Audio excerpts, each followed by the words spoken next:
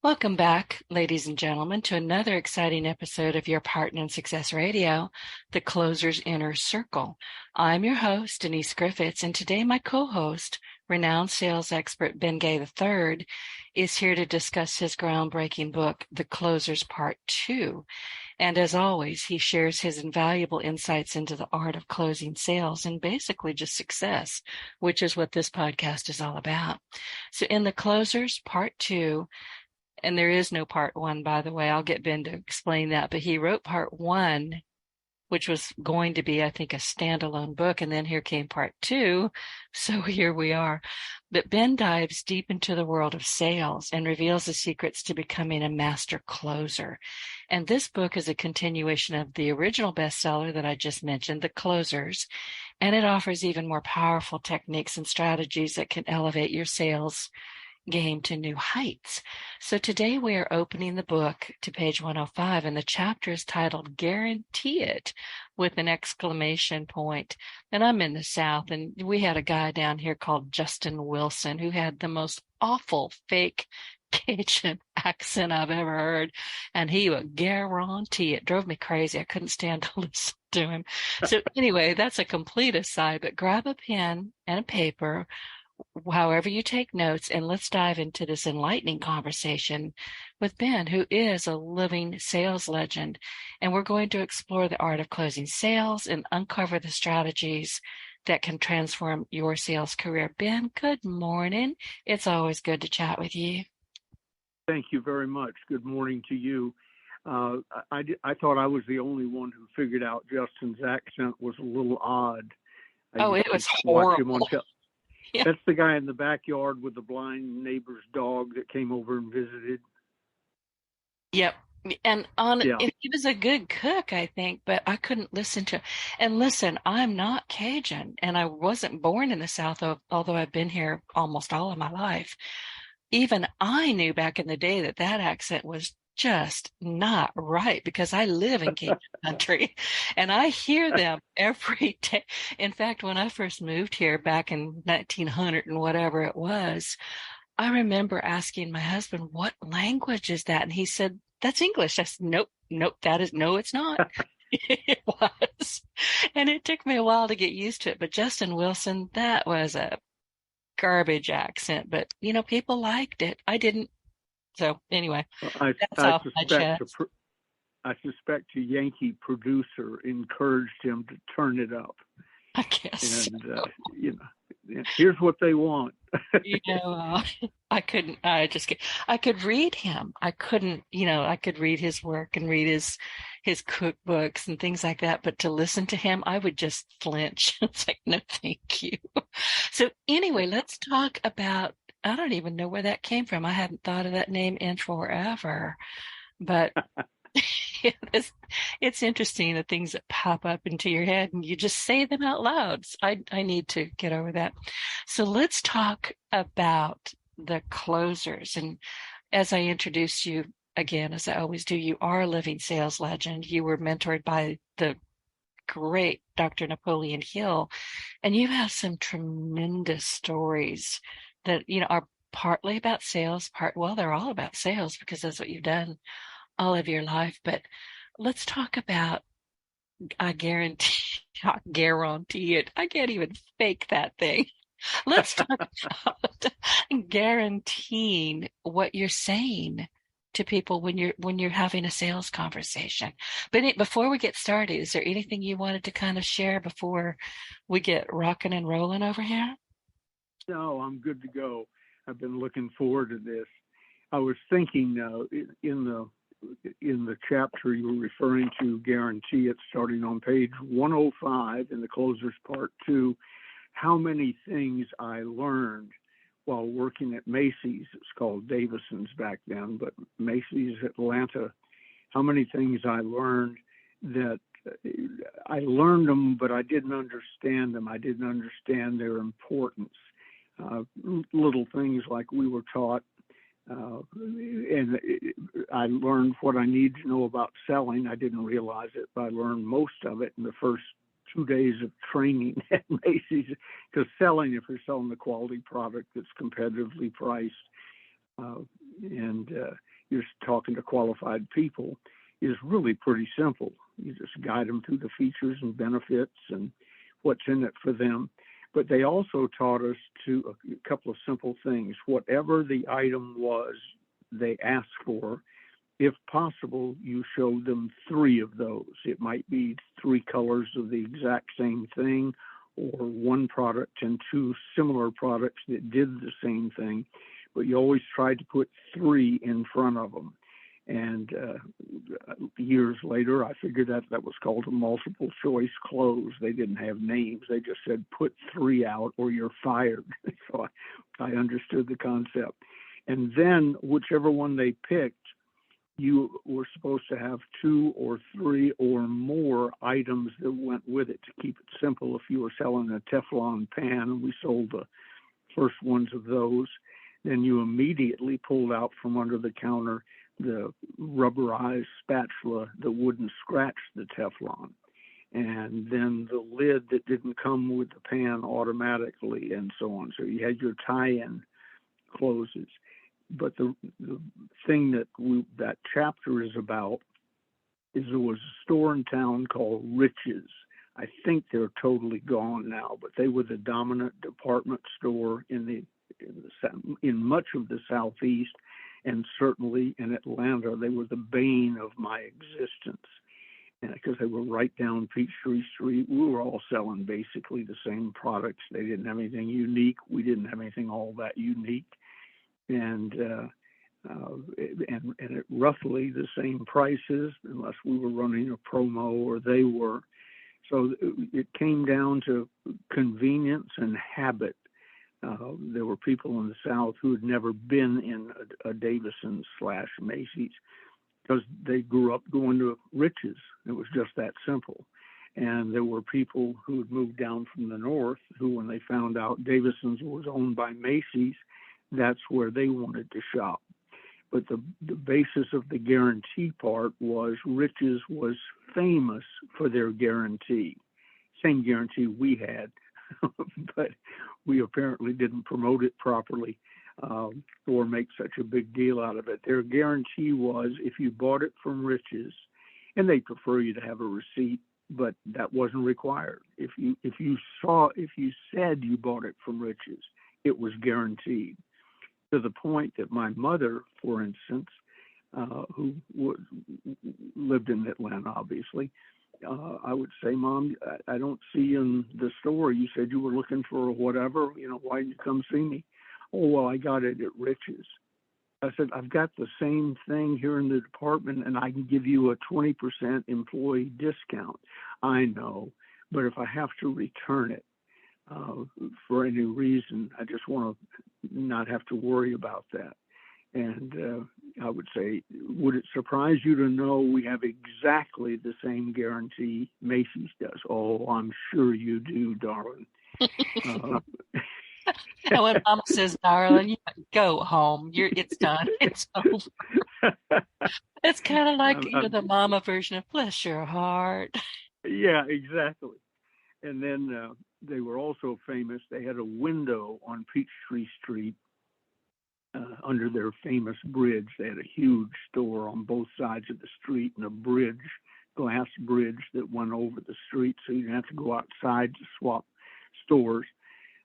They had a window under there that was their return window, where they put unusual things that they had taken back. Well, among the things I remember was some ladies' boots that were the lace up. They became modish years later, but back then it was just how they built a lady's boot. Yeah, we wear those now.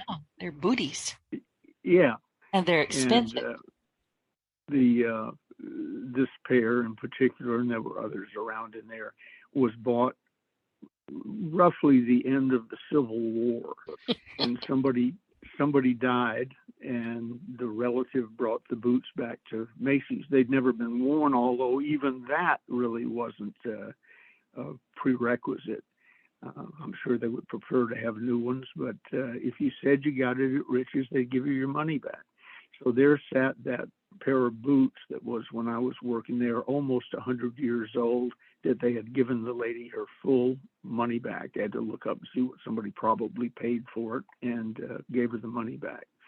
The one that galled me was we had electrical appliances that were private label for Macy's. You see private label all over the world now in food or whatever, but our appliances bore I think it was AMC, I'm quoting from memory, but bore the AMC label, let's say. And in the window sat an AMC steam iron, obviously bought from Macy's, but they took it back because the customer said they got it at Rich's. Didn't argue with them, gave them, how much do you think you paid, as the story goes, whatever it was, here's your money back. And whoever gave them the money back, I'm sure walked it right down to the window and stuck it in the display. So they were famous for this unconditional money back guarantee. It was exactly what we had. As I said, Mother could not. She came into Davison's occasionally, Macy's, just to be polite or to have. We had a good tea room to have lunch with one of her lady friends, but buying serious stuff there never crossed her mind. Waived the employee discount, wanted the security and the peace of mind of knowing she could give the stuff back if necessary. I'm not sure if she ever returned anything, but they hammered on it and hammered on it and hammered on it. It was so effective. So when I got into business on my own and had some control over it, I immediately instituted guarantees in almost everything we did because I knew how effective the concept was. And then a little twist on that, I discovered rather quickly, we'll use the closers, for example. The closers had a 30-day unconditional guarantee. And I noticed that we would get we didn't get many returns ever. I don't think we've gotten 20 in the 40 years the closers part one has been out. But we had a few, and even that surprised me since we started mentioning the guarantee, and it was 30 days. So I looked at the charts, and the books came back on like the 29th day. They were up against the 30-day deadline. So the few returns we got were influenced by the 30-day guarantee. So I changed it to an unconditional, no questions asked, lifetime money back guarantee, and we haven't had a return since. Part of that is just common sense tells me, and a little amateur psychology, the 30-day thing is off. They don't have that. If I don't get it back this week, I'll lose my money, and I've never read the book anyway. I was going to read it someday, and so on. But when it went to lifetime, it stopped. The pressure had gone away. And so we've had sense. But you're also indicating, without any equivocation at all, that you believe in your product and you stand by it. Absolutely. That's the underlying subconscious guarantee. And others have used it very effectively. In the book, I talk about Lee Iacocca when he took over Chrysler, which was failing. He then gave immediately a 50,000-mile 5-year guarantee, which was unheard of in the automobile business. And that was among the major factors, 2 or 3 factors, he said, that saved Chrysler. It was already in bankruptcy, but they came back from that. It saved Chrysler from just being a fond memory, the guarantee. And he knew he had a fine product. It just hadn't been marketed properly. So the guarantee thing has been crucial in my life, and the lifetime money-back guarantee, the only person that bothers now is my accountants, because they say, well, that's an outstanding liability, and you've sold, Closers Part 1, we sold 10.5 million copies when we quit counting 26 years ago. So we got an outstanding liability. Nobody's using it. I don't care. Well, if you ever sell the company, you're going to have to tell them that there are 10.5 million books out there that might be sent back. The only proviso, it's not in the guarantee, but if we ever had a conversation from someone who wanted to return a book, I repeat, it just doesn't happen, we would say send proof of purchase with it. Because I remember one of the books, 1, 2, 3 books we've ever gotten back since the guarantee went in, was obviously old and beaten up, and it had that look like maybe it had come from a garage sale. So I forget the exact conversation, but I do recall talking to the gentleman and saying, where did you get the book? And he was honest. He said, I got it at a garage sale. What'd you pay for it? 50 cents. I said, fantastic. I'll mail you 2 quarters. Where do you want them sent? Did he really think that you were going to reimburse him for a 50-cent book at full price? Yeah. That's amazing to me. It really what kind is. of mental gymnastics do you have to put yourself through to come up with, hey, that'll work? Yeah, I don't know. And B, if asked if that's what you're doing, what kind of mental gymnastics do you have to do to say, yeah, I am. That's what I'm up to. Right.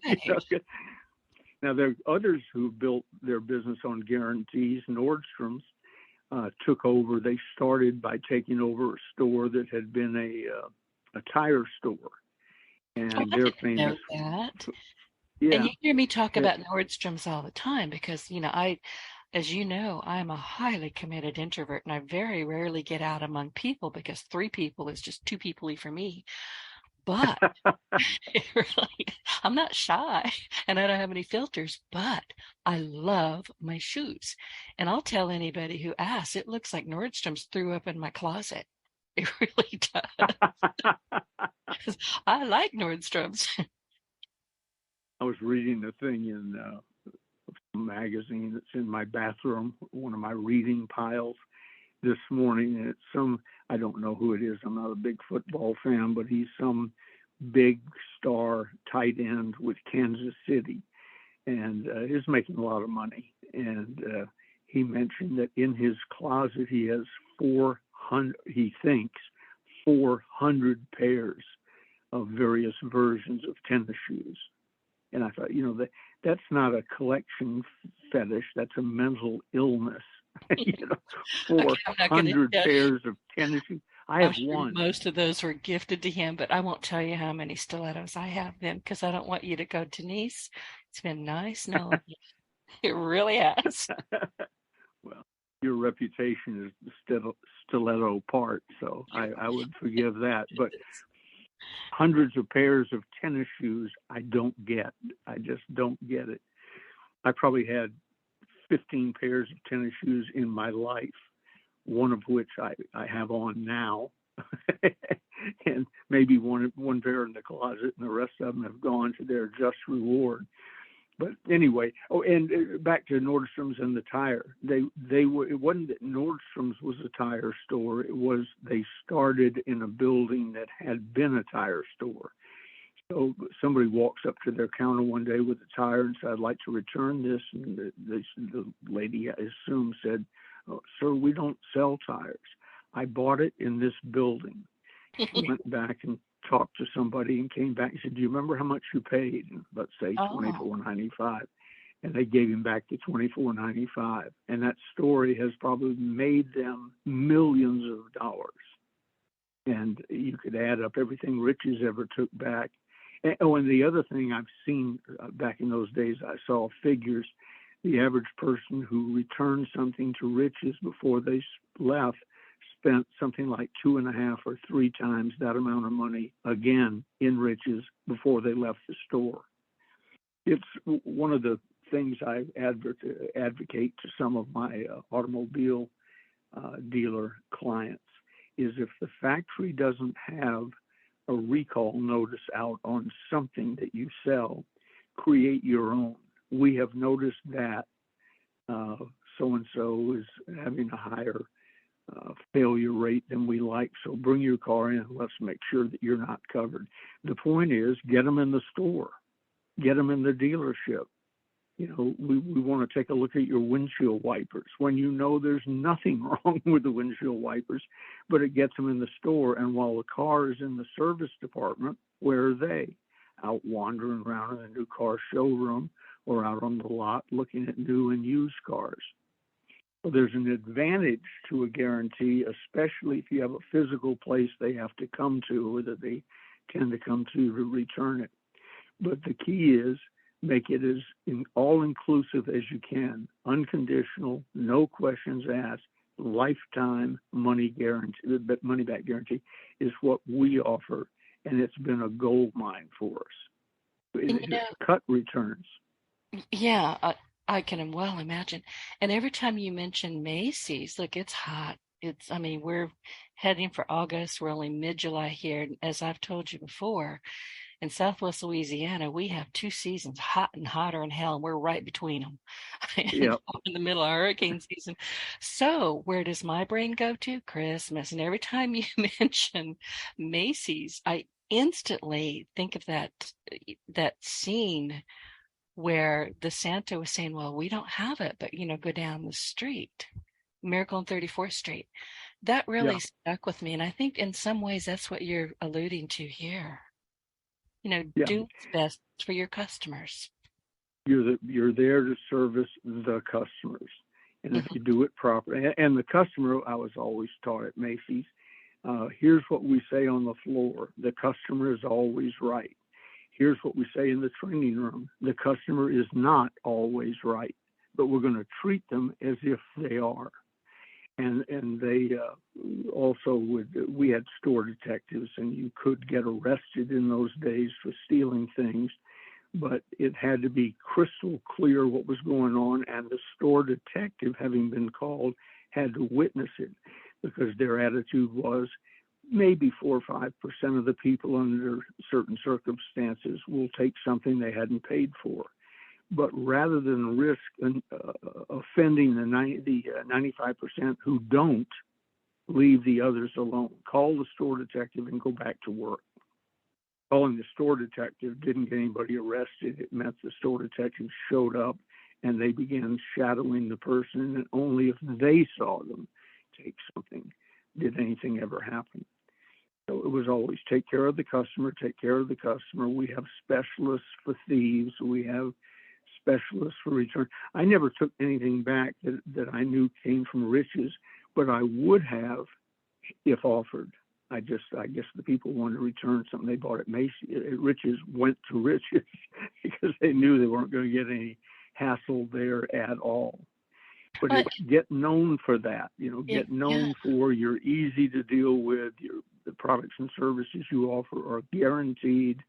And if you get known for that, the product, it's like when I'm selling. I sell Ben Gay first. You can trust me. Here's how I operate. Fairly, squarely, decently, by the rules. I'll be straight with you. You be straight with me. I get permission up front to have that relationship. And therefore, they're more likely to come back to me anyway. This is true. And, you mentioned Riches, and I love that chapter in the book. I read it a couple of times and just kind of chuckled. But they're not there anymore. And it seems like they had immense loyalty. So what's the story? What happened with them? I really don't know, other than most, Sears is all but gone. Macy's is all but gone. I guess we're through the era of big department stores. Gigi was in a Nordstrom's the other day, and a Macy's, one of the and she didn't take Macy's. Me. She should have taken her camera and showed me the shoes. I'm gonna have a chat with her. She was there, and she said it was really interesting. She said with the older salespeople, mainly sales ladies, with the beautifully coiffed hair, and put together well. She said with them, the old department store shopping was still there. But even Nordstrom's, famous for that, was staffed by young girls chewing gum. Wow. And I'd like to see a pair of shoes. We'll look over there on aisle 13. That isn't the way that business used to be. if I'm supposed to just look over on aisle 13 and take my chances, I'll go to Amazon. Well, that's I exactly don't. right. Or the cheap, I don't know what cheap shoes are, but I've heard of them. But those stores are everywhere. I'm telling you right now, don't wear them. They hurt your feet. Good shoes don't hurt your feet if they're properly fitted. And talking If about they're tennis properly fitted, shoes, yeah. yeah, I can't wear them. I have high arches, and tennis shoes just kill me. So I don't own any. Haven't for, gosh, since I was in grade school. I don't think. I don't like them. Plus, they make your feet sweat. Stilettos Yeah. don't do that. So I'm gonna stick with my stilettos. But so Ben, while I've got you and we're talking about guarantees because it is important, let's move that into today because now, I mean, I don't like the news. I can't watch it. It makes my stomach hurt and then I bite the cat's tail. It's just not a good thing. But it's just like, oh my God, these people are crazy. Now it's pretty awful. And you just mentioned it, the girl popping her gum and can you hear my dog? She's out there hiccuping. No. There's no real customer service, or if there is, I'm darned if I'm spotting it. Of course, I have to say I'm very rarely in a building. I do most of my stuff online, but even then, I expect professionalism. Yes. Yeah. And customers do, whether they verbalize it or not, they do. And here's a little something I haven't thought of in a long time, except I do it all the time. I train salespeople how to treat me. In other words, on the rare occasion, I'm one of those guys in the shopping center you see on the bench in front of the store with 3 other guys that have been parked there by their wives, wandering around. Are you all holding purses? Yeah, yeah, and I've bags seen from y'all. the previous store. Yeah, Yeah. I'm one of those guys. But if I have to have a face-to-face encounter with a salesperson and I get the gum popping and so on, I say, excuse me, I forgot to explain our roles. And I'm kidding and winking and all, but I'm what's called a paying customer. You're what's called an employee who is hired to serve me. So let's get back to those roles. I don't want to be sent to aisle 13 on my own.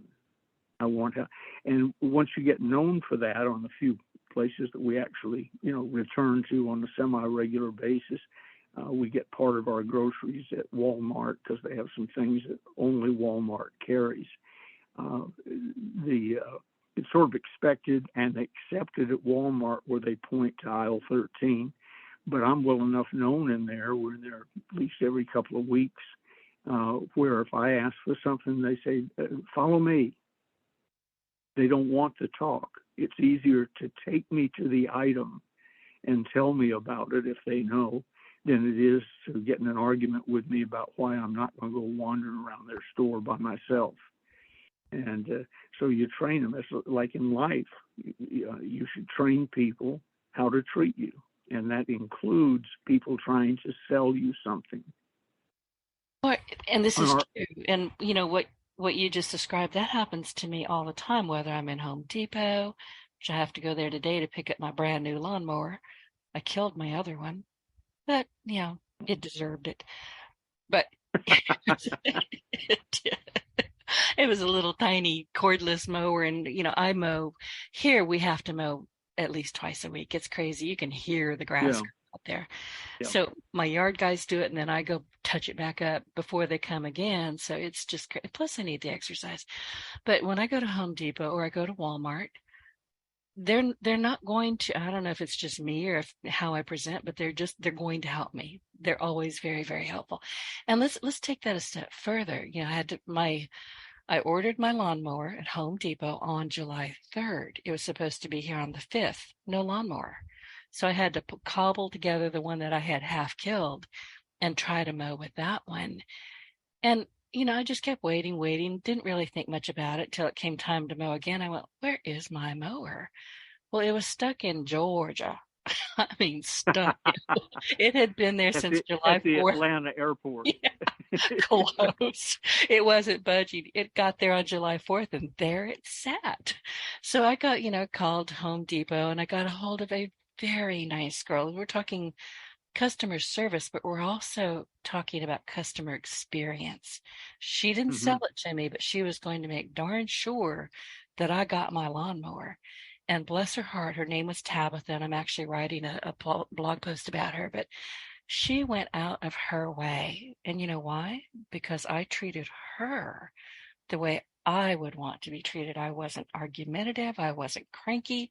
I wasn't sighing deeply and saying, well, I just need that darn lawnmower. I mean, I do need it, but it wasn't her fault. At any point was it her fault.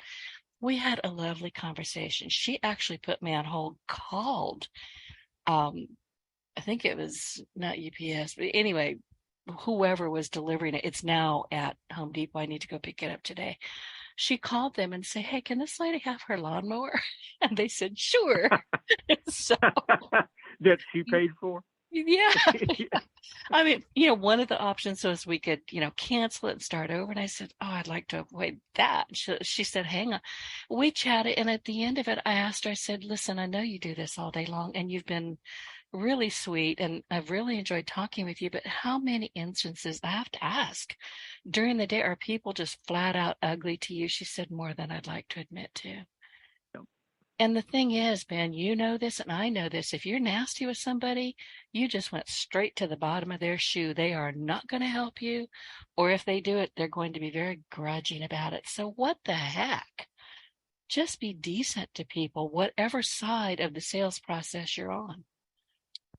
We have another grocery store here in town, Smart and Final or something like that. Save Mart, I think.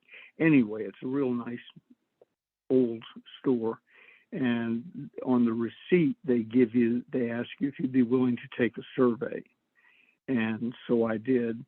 And on the form was the first name of the lady who took care of us at the checkout counter. And she was funny, kind, had me laughing out loud, and so on. So I really wrote something nice for her. And a few days later, we're in there, and she didn't mention it. And I said, you're not talking about the love letter I wrote you in the review, so I haven't seen it yet. And I said, is the manager here? And he said, yes. And I said, please get him or her up here. This guy came up. And I said, I wrote Shelley a wonderful review, and she doesn't even know about it. And you had it within seconds of me hitting enter. What's up? He said, oh, yeah, I remember that. And I said, well, Why you doesn't remembering she it know doesn't about mean it? anything. Yeah.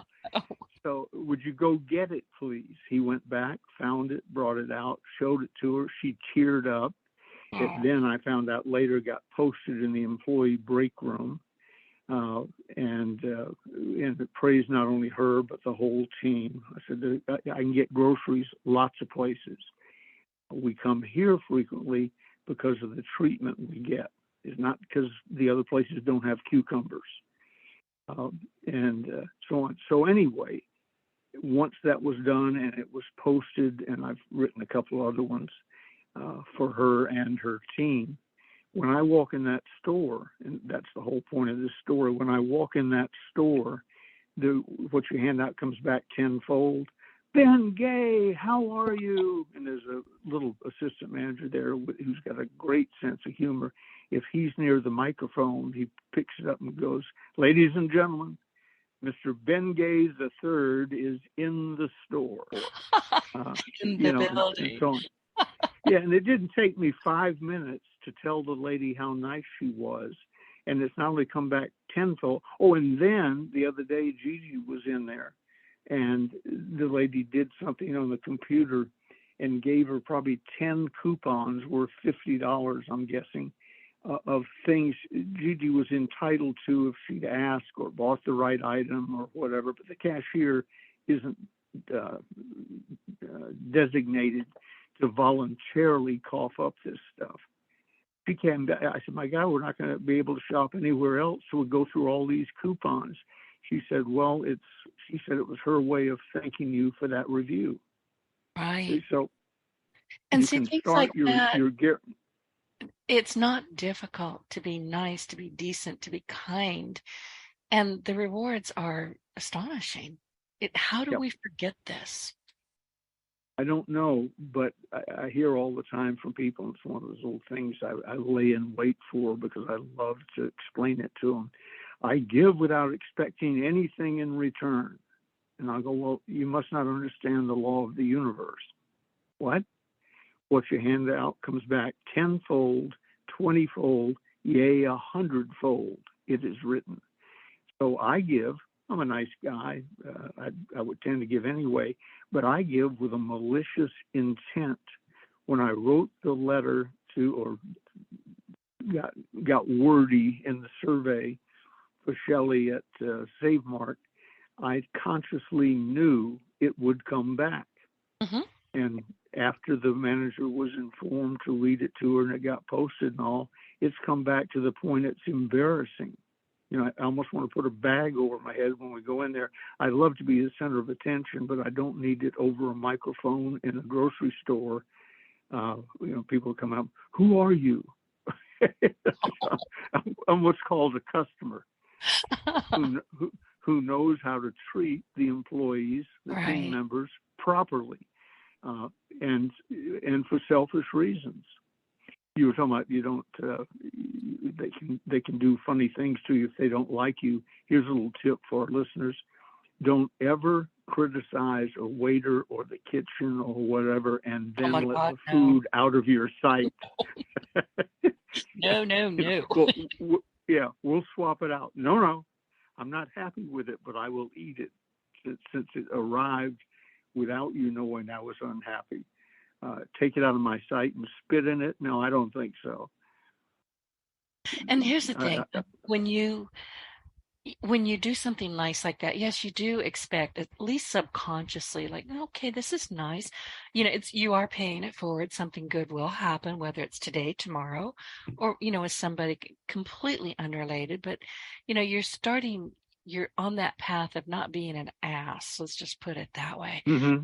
Yeah. But if you do go into, and I've seen people just in the middle of a grocery store or somewhere in public, and you just want to say, sit down, shut up, because you are, which I have done, by the way. I try not to, but sometimes it's like, lady, give it a rest. But you have no idea what kind of ripple effect that is, because now people don't like you. You've ruined the mood around you. They are going to remember you, and you're never going to be treated well unless or until you go in there hat in hand and say, I am so sorry. I'm premenopausal, or my husband died, or, my car won't start. I'm sorry. I did not mean to be that way, and I promise you I won't do it again. That would go a long way. But a lot of people, unfortunately, just think they can say or do whatever the heck they want to do, and it will not have a ripple effect. I'm going to tell you right now, you're wrong. Yep. There's a restaurant here in town, Mel's of American Graffiti. The original Mel's was in San Francisco. So I was thrilled when they opened up the Mel's here about 25, 30 years ago. And we went in and the food was okay. Mel's was never a gourmet place to start with. It was just, cute and car hops and good looking ladies and young people hanging out and so on. But I was really happy when they came. I said, Gigi, you're going to love this. Because she'd never been to the original one. And we got a snarky girl who was not as pretty as she thought she was, smacking gum, and the food was slow. And when I asked for some extra, she acted like I had just asked her to do something obscene, sighed and carried on. So we go in there not too long ago because Gigi has a friend who loves Mel's and almost insisted on it. So I said, all right, I'll go. Manager comes over and said, hi, how are you? Is this your first time here? I said, no, I was here on your opening day or week back 25, 30 years ago. He said, well, I haven't seen you in here. I said, well, let me tell you why. And I told him the story about the smart young girl. And I said, she's probably a grandmother by now. But let's get it. And I whipped out my calculator. I said, let's figure out, casual as this place is, if Gigi and I had spent $50 a week here for the past, 52 times that times 30, let's say. And I forget what the math was, but the gist of it was, I said, that encounter, you didn't know it because it didn't come off your bottom line. It never went on your bottom line. That encounter with that young lady has cost you about $15,000 to $20,000. So I hope this encounter goes better. He said, oh my God, they talk about things like that in training, but I've never met anybody who would explain it to me. I said, yeah, we just, I said, look around, across the street, pointed out the window, there's a restaurant, equal or better than yours. On the other side, Buttercup Pantry, better than yours, similar pricing with better parking. And then up Main Street, probably 10 more restaurants. I said, we got lots of choices. And we have food, beer, and wine at home. We come out only for the socialization and good service. And you didn't offer either. So I just went away for 25 years, but I'm glad to be back. He said, oh, please, let me make it. And they gave us a coupon for something, a free chocolate sundae or whatever. He was horrified because, so for those of you who are listening who run sales organizations, this isn't a chat to you. It is, but it's not a chat to you. Make it a multiplier in your life. Make sure you're 20, 25, 125, 10,000. At one time, I had 1 million salespeople working for us in 20 different countries and 5 different companies, but 1 million people. And I, as best I could, I tried to influence and put on script every single one of them, because any one of them could drastically affect our business to the negative. And under extreme cases, and I've seen it happen, any one of them can bring your business to the ground. This is true. And we're not just talking about sales here today for the audience. We're not just kind of reminiscing about Nordstrom's, although Gigi owes me some pictures. But next time she goes to Nordstrom, I'm going to tell her where she needs to go and tell me what's there. But the thing is, we're also talking about leadership. Sales, leadership, they go together. And if you're a poor leader, or if you're unaware of what your team is doing, whether they're the guy picking up the Cheetos that the little kid threw on the floor and they didn't get picked up, you've got to be aware of what's going on, how people are responding to you, if they're coming back, if they're not coming back, what the customer experience is. Whether you are like me and everything you do is virtual, I still have customers, I have clients, and they need and expect the best possible customer care that I can deliver. And if I don't, they'll go away. And then I'll be calling you to pay my mortgage. Like, Ben, help me. I don't know why my business went bankrupt. I just don't know. Most businesses, or many businesses, run 2 effective ads in their time on the planet. One is the grand opening ad, and the other one is the going out of business ad. Yep, right. And it's the things that happen in between. And I think so many people don't understand that whatever part of the sales system you are part of the system, and you need to do a good job of doing your job. And if you don't understand your job, or it hasn't been explained to you, get help. Go to your manager. Go tell people what they should do, Ben. When people understand, or they recognize that, that customer didn't like me, or I keep getting written up, what do you tell them to go do?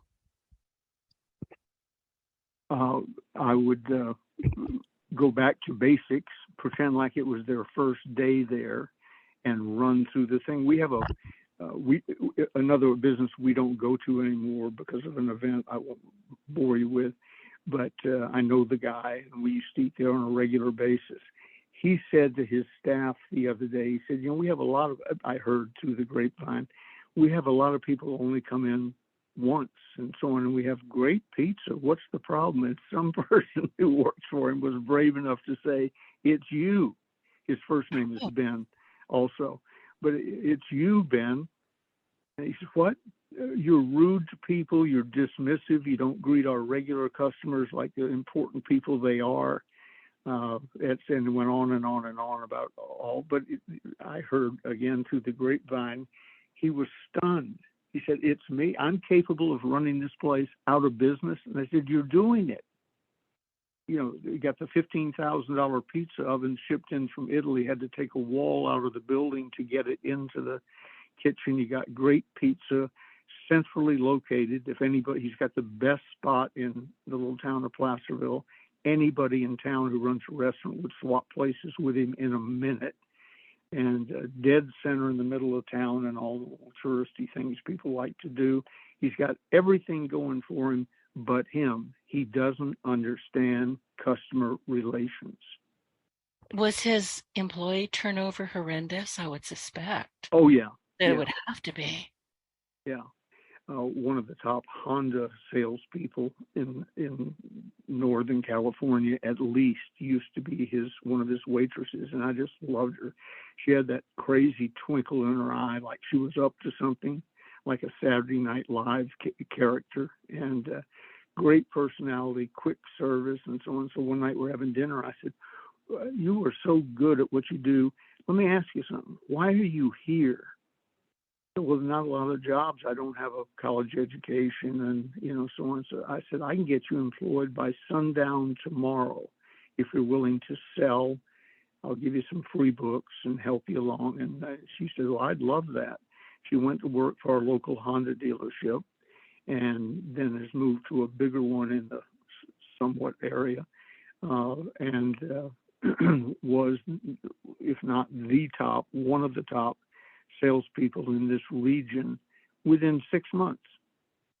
And what was holding her back was him. He not only had beaten her down, he'd beaten down her confidence. She didn't think she could do anything else. By the way, for those salespeople, sales managers listening, when you're looking for good salespeople, restaurants are great places to go. In Tiburon, California, there was a place, I think it's still there, called The Dock, and their maitre d' was a guy named Carlos Fong, movie star, handsome, mix between Mexican, I'm guessing, and Asian. And we would order at the table flaming shish kebabs, not that I particularly like them, it's sort of a nuisance, just to see the show. He would burst through the doors from the kitchen like a bullfighter with 3 or 4 in his hands and swoop around and all. And one day I said to him, "Carlos, what do you make here?" And he told me, I forget what the figure. I said, "What if I tripled that for you?" He said, "Who do I have to kill?" I said, You have to sell cosmetics." And he said, "With your company?" I said, "Yeah." And he says, "Okay, tell me what I have to do." I said, "Well, one, you go into training. We'll put you on the payroll committee. You go into training, and then do everything I ask you to do and take every class and every course." In about a year, he was president of our Mexican operation. And the reason I did it was personality, customer care, etc. The reason I did it with a little girl who she'd probably scream if she heard me call her a little girl, but at 80, everybody's a little girl to me. The reason she went to Honda and did so well was she had it, and the restaurant business will train you how to have it quickly because you're dealing with different personalities every 4 or 5 minutes all day long. And you either bomb out of that business or you get good. And if you get good, it is time to move into something that will really pay you. Well, and I hadn't even thought about restaurants, but you're right, because people have to be on the ball. They have to be paying attention. I mean, they really do have Yep. to be paying attention to their tables, to their customers, and then go to the next customer who's going to be a completely different ball game. So you have to be switching all the time, but Yep. keeping your customer service skills intact and learning something. That's a great idea. I'll tell you, there's a restaurant here, and it's still here in Lafayette, and they moved over here recently to my part of the state. 30 miles away. It's no big deal, but I hadn't been in there forever to the original one because my favorite bartender, I don't drink, but he was fantastic. I always ate in the bar. He knew exactly who I was, when my birthday was. He's probably still the only living person outside of my best friend that knows when it is. And Miss Denise, he knew what I wanted. He knew that I liked alligator boulé. He knew that I liked raw oysters, all the things that everybody's listening going, oh my God, she's crazy. That's delicious food. When he quit there and opened his own business, which was strictly a bar, I never saw him again because I don't drink. And I'm still sad about that because he had the best personality that he didn't forget a darn thing about his customers ever. And that is so, like I said earlier, we have food at home. Right. We don't have to be here. We're here for reasons other than food. And it's the service. And so there's a restaurant in Tiburon called the Caprice.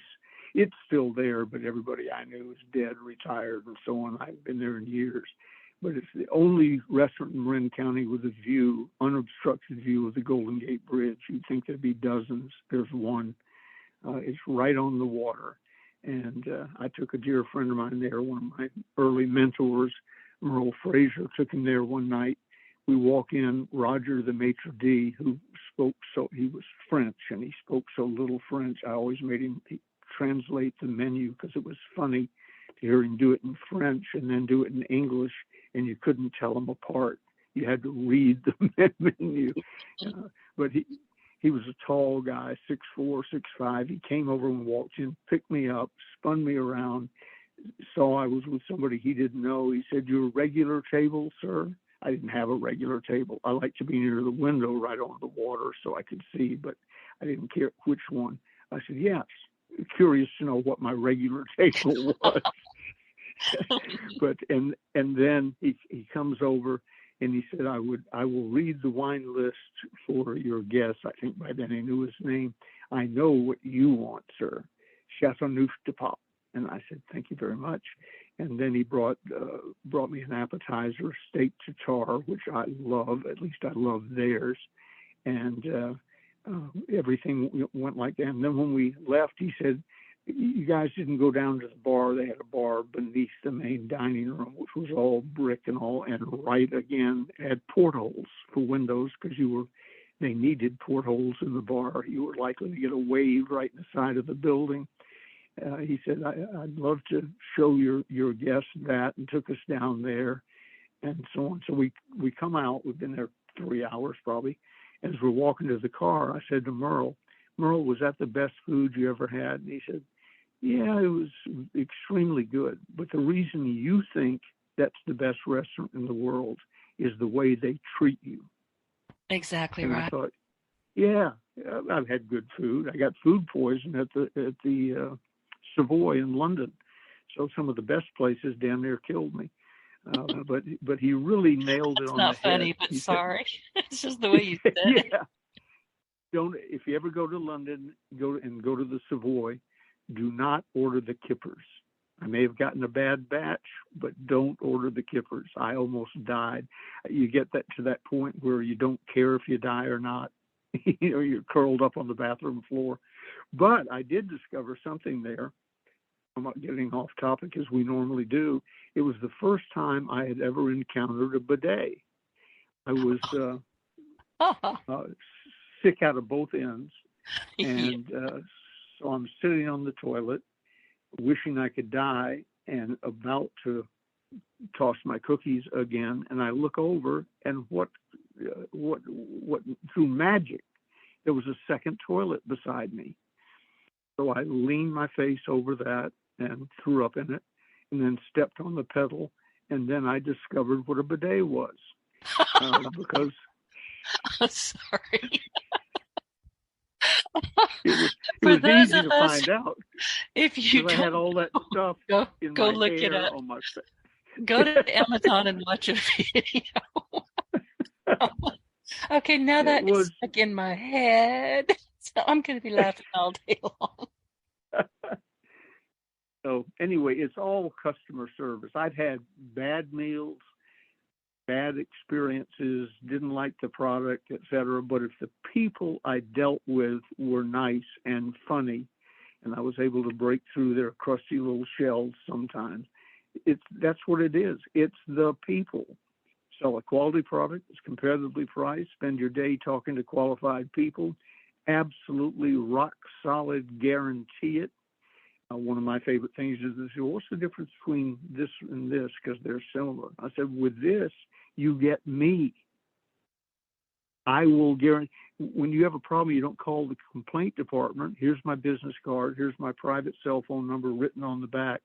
You don't go through all the departments and press 1 if you want it in English and so on. Call me, and I'll take care of it. That's the personal guarantee.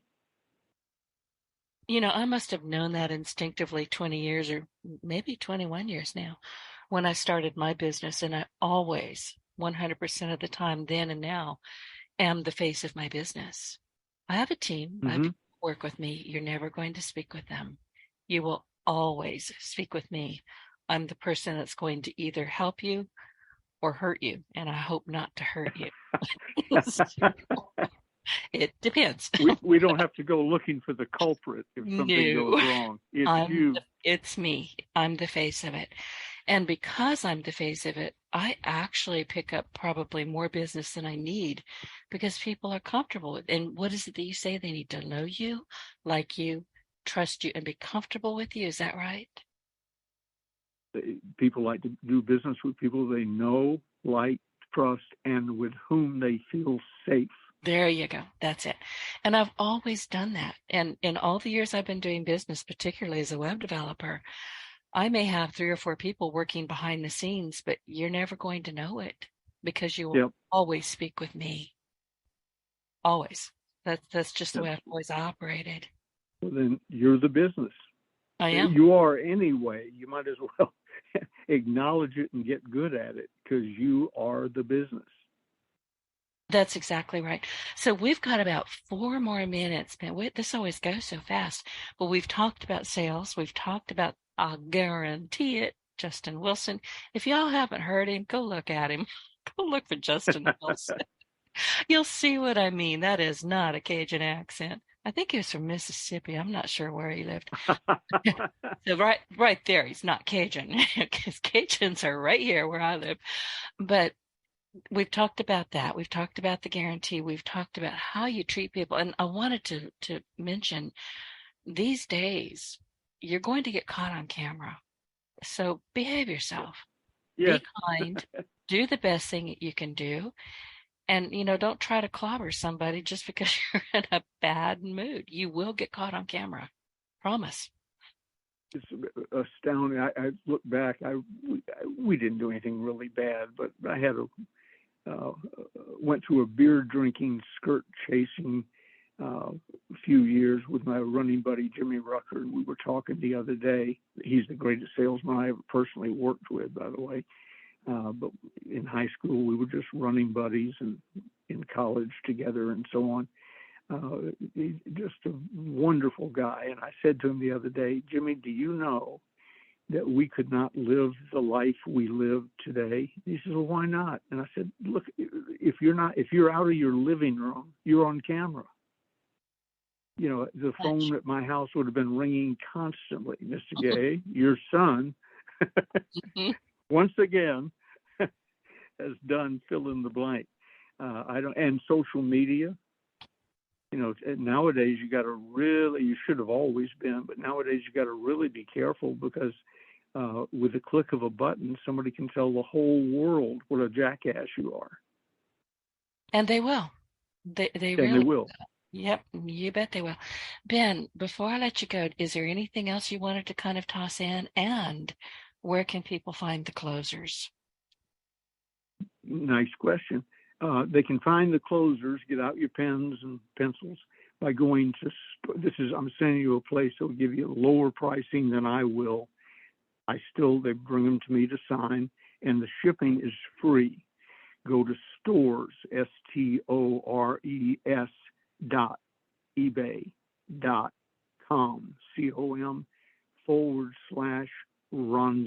Books, RONZONE Books, BOOKS, all one word. If the order's in by 2, it'll go out that day, and you'll have it shortly. And it comes, as you may have guessed, with an unconditional lifetime money-back guarantee.